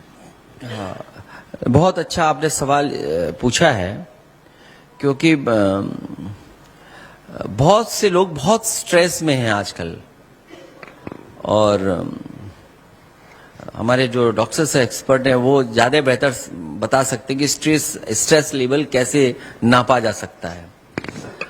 और सुसाइडल जो बच्चों के अंदर, खासकर जो पढ़ाई कर रहे हैं, जो अचीव करना चाहते हैं, जो कहीं किसी कंपटीशन के एग्जाम को क्रैक करना चाहते हैं, वो उसके कारण कई बार सूचनाएं मिलती हैं। आईआईटी में लोग आत्महत्या कर रहे हैं, बच्चे आईआईटी में हैं, आपके मेडिकल कॉलेजेस की खबर मिलती है। कोटा से एक समय पर बहुत सारी खबरें आ रही थी, आपने अपने स्टेट की बताई है। तो इधर क्योंकि कंपटीशन बहुत ज्यादा है, तो मैं समझता हूं हमारे घर परिवार के लोग और दोस्त वो लोग के बीच में रहें, अपनी बातें शेयर करें। उनका जो हम पहले भी मैंने कहा कि हमारे पास ओपन स्पेसेस होने चाहिए, आउटडोर हम लोग एक्टिविटीज करें, जो सोशल एक्टिविटीज उसमें शामिल हों, तो शायद वो स्ट्रेस लेवल कम हो सकता है। और अगर हम पहले से जान जाएं कि इस व्यक्ति में कुछ चीजें ऐसी आ रही, तो अगर हम डॉक्टर वगैरह को कंसल्ट करें तो मैं समझता हूं उस सुसाइडल जो आपके थॉट्स आते हैं उससे बचाया जा सकता है। ठीक, I think we have time for one last question here, please. Sir, मेरा नाम मान सिंह सेंगर है। सबसे पहले तो मैं सर को साधुवाद देना चाहूंगा कि सरकार में न रहते हुए यूएनएसडीजी के तर्ज पे एक तरीके से आप काम कर रहे हैं पूरे देश में। हॉलिस्टिक हेल्थ पे सरकारें अवेयरनेस नहीं फैला रही हैं जितना आप जो है इस पे काम कर रहे हैं। और आपने जो अवेयरनेस की बात कही सर, कि जनता को पहले तो लोगों को ये पता होना चाहिए कि क्या ना खाएं, कब खाएं, कितना खाएं। 90% लोगों को तो यही नहीं पता है कि उनको रहना कैसे चाहिए, खाना कैसे चाहिए। इसकी अवेयरनेस की सबसे बड़ी जरूरत है। और आपने अभी जो बताया कि आपकी गवर्नमेंट आएगी तो आप इन चीजों को इम्प्लीमेंट करेंगे। मेरा एक सुझाव होगा कि ग्राम पंचायत और वार्ड लेवल पे जो है हेल्थ वर्कर्स की जो है नियुक्ति होनी चाहिए, जिनका काम ही अवेयरनेस फैलाना। वो रिपोर्ट बनाए अवेयरनेस कितना उन्होंने दिया, और इन चीजों को अगर आप अपने उसमें शामिल करेंगे तो मुझे लग रहा है कि 5 से 7 साल के अंदर जब लोगों को पता हो जाएगा कि वो क्या न खाएं, क्या खाएं, कितना खाएं, जब उनको हेल्थ अवेयरनेस आ जाएगा तो 5-7 सालों में स्वास्थ्य विभाग का एक बहुत बड़ा बजट जो है, जो लोगों के इलाज में जाता है, वो जाना बंद हो जाएगा, जिसको हम दूसरे डेवलपमेंट में इस्तेमाल कर सकते हैं। बहुत धन्यवाद। बहुत धन्यवाद आपका। One last question. हेलो। नहीं, बहुत धन्यवाद, अच्छा सुझाव दिया आपने। और उस पर काम होना, क्योंकि अवेयरनेस फैलाना, लोगों को जागरूक करना, लोगों के बीच में चीजें पहुंचाना। मुझे याद है IMR MMR के समय पर आशा कार्यकर्ताओं ने बहुत अच्छा काम किया। न्यूट्रिशन मिशन में बहुत अच्छा काम किया। जब सरकार का सपोर्ट मिला उन्हें तो डेटा भी अच्छा हमारे पास आया और MMR के डेटा को हम लोग बेहतर कर सके और यूपी ने बहुत अच्छा काम करके दिखाया था। ये सुझाव अच्छा है कि अगर हम ग्राम पंचायत और ग्राम सभा स्तर पर जागरूक करें और ट्रेंड हमारे आशा वर्कर्स या वर्कर्स रहे, हेल्थ वर्कर्स। आशा वर्कर्स तो सर अपने फैमिली को चलाने के चैलेंज से बाहर नहीं आ पा रहे, इसीलिए उनका बच्चा कैसे पढ़े, उनका पेट कैसे पले, उनका अपने तन को कैसे ढके, वो साड़ी खरीदना उनके लिए बहुत बड़ा चैलेंज है। वो दूसरों का कहां तक ध्यान दे पाएंगे? सबसे बड़ी चीज, सबसे बड़ा इशू है ये। आशा वर्कर्स अपने लिए, अपने फैमिली के लिए चैलेंज को सबसे पहले फेस कर रही है। ठीक है। ये सरकार को कभी आधी अधूरी योजनाएं नहीं बनानी चाहिए। मुझे याद है कि सरकार ने बच्चों को पढ़ाने के लिए शिक्षा मित्रों को भर्ती किया था और शिक्षा मित्रों को इतने कम मानदेय पर भर्ती किया था कि बाद में उनको अगर किसी ने सम्मानजनक जीवन देने का काम उस समय समाजवादी सरकार ने दिया, क्योंकि आशा कार्यकर्ताओं पर उन पे बहुत काम है और उनका जीवन स्तर इस लायक नहीं है कि वो अपने बच्चों को भी या परिवार को भी साथ लेकर वो क्वालिटी ऑफ लाइफ दे सकें, उनका जीवन स्तर बेहतर कर सकें। तो सरकार को इस दिशा में सोचना पड़ेगा कि उनका भी सम्मानजनक जीवन हो। उसके लिए अगर सरकार के पास एक्स्ट्रा बजट या ज्यादा बजट भी देना पड़े तो हेल्थ के लिए कम्प्रोमाइज नहीं करना चाहिए। one Good last afternoon, question. sir. My name is Dr. Abhyuday Suryavanshi. And sir, I would like to thank you for giving a very wonderful session like this and a foundation of development of India. Sir, हम development India की बातें सुन रहे हैं, लोग कह रहे हैं कि डेवलप्ड इंडिया होना चाहिए, पर कोई इस पे बात नहीं कर रहा कि इंफ्रास्ट्रक्चर कैसा होना चाहिए और हेल्थ साइंस जो कि बेसिक है। Sir, as coming from a medical background, sir, without government intervention कोई पॉलिसी जो है वो प्रॉपर इम्प्लीमेंट नहीं हो सकती। कोई भी ड्रास्टिक चेंज तब तक नहीं आ सकता जब तक गवर्नमेंट उसको इम्प्लीमेंट ना करे। सर, सेंट्रल गवर्नमेंट पे अगर हम जाते हैं तो 2024 to 25 the budget was approx 99,000 crore. The health expenditure out of total health expenditure, it is around 48%. If we bifurcate it, it is coming around 37,000 crore is spent for National Health Mission, 9,400 crore is spent across Ayushman, or 2,400 crore is spent for Pharmacy Alliance. तो sir, अगर global health index from 2019 to 24 only 0.8 is change which is 42.8 right now and sir no drastic change has been seen in medical science out of this much big health expenditure जो कि पूरी completely utilise भी नहीं हो पा रहा है। If sir, I come from Uttar Pradesh Mau district, sir, I've seen my MP going to our district local government medical college and facility for better health changes to be there. और सर, हमारे UP में we see incidences like people are dying because of lack of medical anaphylaxis reactions, lack of drugs, even they are no proper. Sir, आपने एक बहुत बड़ा move लिया sir. I was in class 10th that time in Lucknow. 108 ambulance was launched, which was a remarkable mission where you reached, sir, to all the rural areas by 108 ambulance. Sir, what are the policies on in what way at an individual level, at a state level can be done so that we can improve this health science or health commitment? This is my major question, sir. Thank you. मैं धन्यवाद देता हूं कि बहुत महत्वपूर्ण सवाल आपने उठाया। इसीलिए अंत में मैंने कहा था अपनी बात को खत्म करते करते ये कहा, जहां एक्सपर्ट ने बहुत से अच्छे विचार दिए हैं, बहुत सी बातें आई हैं, हेल्दी इंडिया स्लोगन नहीं होना चाहिए। हेल्दी इंडिया स्लोगन नहीं, मिशन होना चाहिए। तो जब हम इसको मिशन के रूप में लेंगे तो सभी चैलेंजेस को हमें एड्रेस करना पड़ेगा। और सरकार के पास बजट की कमी नहीं होती। प्रायोरिटी क्या है? हमें हेल्थ सेक्टर अपना प्रायोरिटी सेक्टर मानना पड़ेगा।